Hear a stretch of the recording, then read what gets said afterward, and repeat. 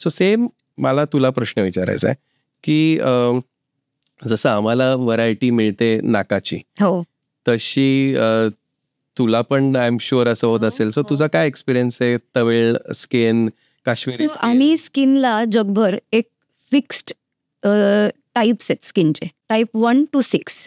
भारतीय जो skin type आहे तो स्किन टाईप 4, 5, 6 हा आहे, म्हणजे from dark to darkest. Okay. आणि आपल्याकडे पुण्यामध्ये किंवा नॉर्थमध्ये थोडे टाईप 3 स्किन पण आहेत. ह्याच्यामध्ये कलरचा फरक आहे. स्किनचे प्रॉब्लेम्स सेम आहेत, कारण आपल्याकडे सिबेशियस ग्लँड्स ज्या आहेत त्या ऑलमोस्ट भारतभर सेम ह्याच्या आहेत, त्यामुळे ते प्रॉब्लेम्स नाही आहेत. पण मग एजिंगमध्ये प्रॉब्लेम्स, स्किन बर्न्स होत आहेत, किंवा ज्यांची डार्कर स्किन टाईप आहे त्यांना पिगमेंटेशन प्रॉब्लेम्स होत आहेत. सो असे ते विविध व्हरायटीज आहेत आपल्याकडे. आपल्याकडे टाईप 1 to स्किन नाही आहे आपल्या पॉप्युलेशनमध्ये.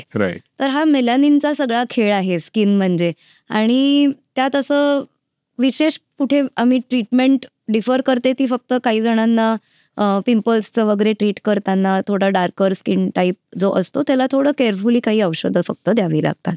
बाकी काही असं जास्त त्यावर हे नाही. राईट. आणि मग पेशंटचं डिमांड व्हेरी होतं?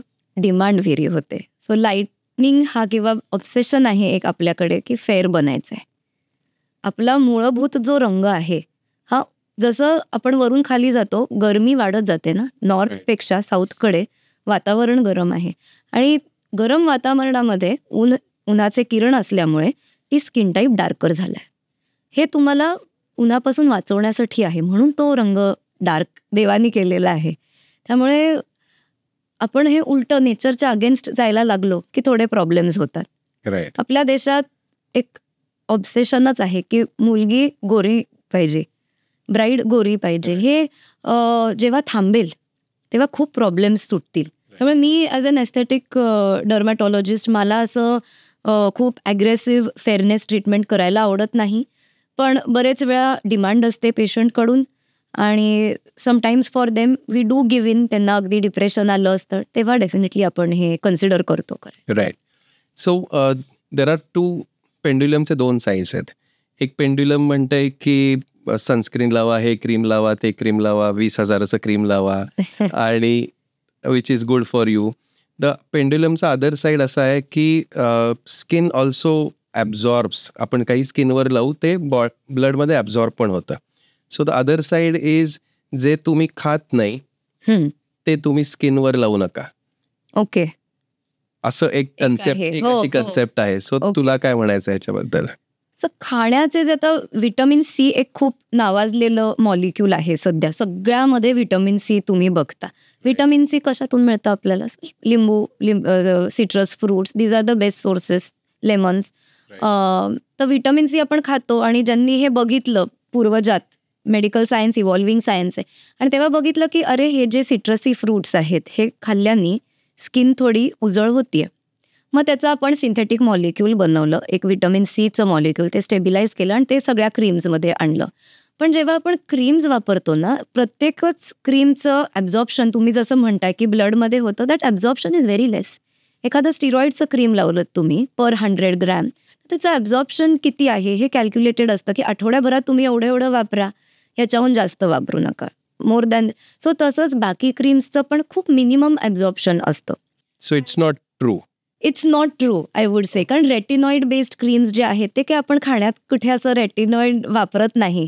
बरेचसे जे सॅलिसिलिक ॲसिड आहे फॉर एक्झाम्पल, ते झाडाच्या एका बार्कमधून, म्हणजे झाडाच्या बार्कमधून त्याचा अर्क काढलेला आहे. सो फक्त केमिकल्स नाही आहेत त्याच्यात असं म्हणायचं. मास प्रोड्यूस करू शकत नाही आपण हे ना. एका झाडाचं हे काढलं ते एवढं 1 कोटी लोक कसे वापरतील?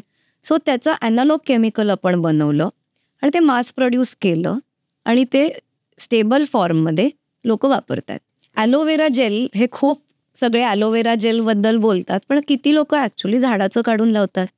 नुसतं फेसवॉशमध्ये ॲलोवेरा जेल आहे म्हणून ते चेहऱ्याला लावायचं, पण किती टक्के ॲलोवेरा जेल आहे त्यात फेसवॉशमध्ये? किंवा तुम्ही जे क्रीम वापरताय ॲलोवेरा क्रीम, किती त्यात आहे? It is never mentioned. Okay. So natural म्हणजे तुम्ही झाडातून काढून लावलं, त्या ॲलोवेराचं झाड ते काढलं आणि लावलं, हे नॅचरल झालं. बाकी जे सगळं तुम्ही वापरताय, फेसवॉश असेल, क्रीम असेल, everything is chemical. Soap is chemical, water is chemical.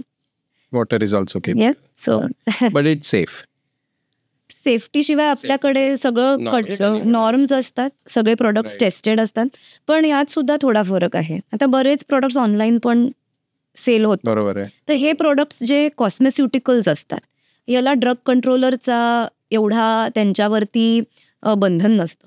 जे डॉक्टर प्रोडक्ट प्रिस्क्राईब करतात ह्याच्यावर बराच संशोधन केलं जातं, रिसर्च केला जातो बराच, आणि मग ते प्रोडक्ट मार्केटमध्ये येतं. आणि त्याचा सेफ्टी प्रोफाईल कधीही जास्त असतो. तर मुक्ता, थोडं तुझ्याबद्दल सांग. तू पण सेकंड जनरेशन डॉक्टर्स आहेत, राईट? हो. सो माझा मेडिकल फील्डमध्ये खरं तर आई डॉक्टर असल्यामुळे गेले, आईकडून इन्स्पिरेशन घेऊन. पण डर्मॅटॉलॉजी किंवा त्वचारोग हा जो खूप माझ्या हृदयाशी जवळचा टॉपिक आहे, कारण माझ्या आईला स्वतःला व्हिटिलिगो किंवा पांढरे डाग आहेत. आणि या पांढऱ्या डागांसाठी आईने एक NGO चालू केलं होतं, आणि त्या NGOमध्ये मी खूप लहानपणापासून काम करते. म्हणजे वयाच्या 13व्या-14व्या वर्षापासून मी काम करते. आणि पांढरे डाग असलेल्या लोकांचा, त्यांना जो होणारा मानसिक त्रास आहे किंवा समाजामध्ये त्यांना जे वाईट अनुभव येतात, हे खूप लहानपणापासून बघितलेत. त्यामुळे पहिले खरं तर मी मास्टरी खरं तर केली ती व्हिटिलिगोमध्ये, आणि खूप त्यावर मी काम केलेलं आहे, अजूनही करते. एस्थेटिक्सची आवड निर्माण होत गेली. एक आर्टिस्टला पॅलेट मिळावं तसं स्किन आणि एस्थेटिक्सचं रायनोप्लास्टी पण तसंच आहे, की तुम्ही काही घडवू शकता. तर तसं आहे, आणि हे आवडत गेलं फील्ड मला, आणि आता ह्याच्यावरच माझा जास्त कल आहे असं मी म्हणेन. ग्रेट. आणि तुझा नवरा पण ENT सर्जन? आणि माझा नवरा पण ENT सर्जन आहे. त्यामुळे घरी डॉक्टर्सच आहेत सगळे. ग्रेट. ओके. खूप साऱ्या प्रोसिजर्स आता येत आहेत. सो खूप सारे कशी नावं ऐकतो आम्ही, की काहीतरी एक कार्बन लेझर आहे, एक हायफू आहे, एक हे आहे. सो थोडंसं त्याच्याबद्दल सांगशील? सो आता नॉन इन्व्हेजिव्ह ट्रीटमेंट्सकडे कल जास्त आहे. नॉन इन्व्हेजिव्ह म्हणजे सुया कमी, दुःख कमी, आलो 15 मिनिटात गेलो, अशा ट्रीटमेंट्स ज्या आहेत, आणि त्यातून रिझल्ट्स पण चांगले मिळणार आहेत असं आपल्याला पाहिजे, किंवा डिमांड अशी आहे. तर त्यामध्ये काही लेझर्स आहेत ज्याच्यातून कोलाजेन इंडक्शन होतं आहे. म्हणजे त्या ट्रीटमेंट केल्यावरती तुमच्या स्किनमध्ये कोलाजेन तयार होतं. मग वरून जी ट्रीटमेंट करता येते त्यासाठी जे कार्बन लेझर फेशियल ज्याला आम्ही म्हणतो, किंवा लेझर टोनिंग एक करता येतं. आणि या ट्रीटमेंट्स आपल्याकडे आहेच हे मशीन. तर एक कार्बन पावडर लावली जाते. तो कार्बन एकदा आपण लेझरनी मेल्ट करतो, तो तुमच्या तेल बनवणाऱ्या ग्रंथींमध्ये जातो. मग तो आपण ब्लास्ट करतो, असं छान आवाज येतो, आणि या सगळ्यांनी खूप छान टोनिंग होतं. तुमचे पोर्स कमी दिसतात. जर अनइवन स्किन टोन असेल तो कमी होतो, आणि पेशंटला हे खूप आवडतं सगळं. किंवा रिलॅक्सिंग ट्रीटमेंट्स आहेत काही हायड्रा फेशियल सारख्या. राईट. असं आहे. आणि रायनोप्लास्टीमध्ये चेंज ऑफ ट्रेंड असा आहे, की सध्या 60% 60% ही मुलं ऑपरेशन करतात, हो. छान नाक करण्याकरता. मॉडेल्स का? नाही, कॉमन याच्यामध्ये 60% मुलं ऑपरेट करतात. Wow. पूर्वीसारखं लग्नाच्या आधी फक्त मुलगी मुली, करते असं नाहीये. 60% आर मेल. ओके. सो डर्मॅटमध्ये पण आता एक कार्बन लेझर्स आणि हे मुलं करायला लागले का Definitely. अजूनही मुली आणि फक्त हे नाही, करतात? या वेडिंग सीझनला माझ्याकडे जास्त वर होते वधूपेक्षा हो. फॉर प्री वेडिंग हे treatments.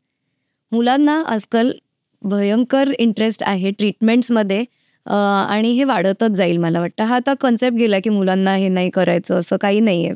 They are very much into skin care आणि ट्रीटमेंट्स. हो.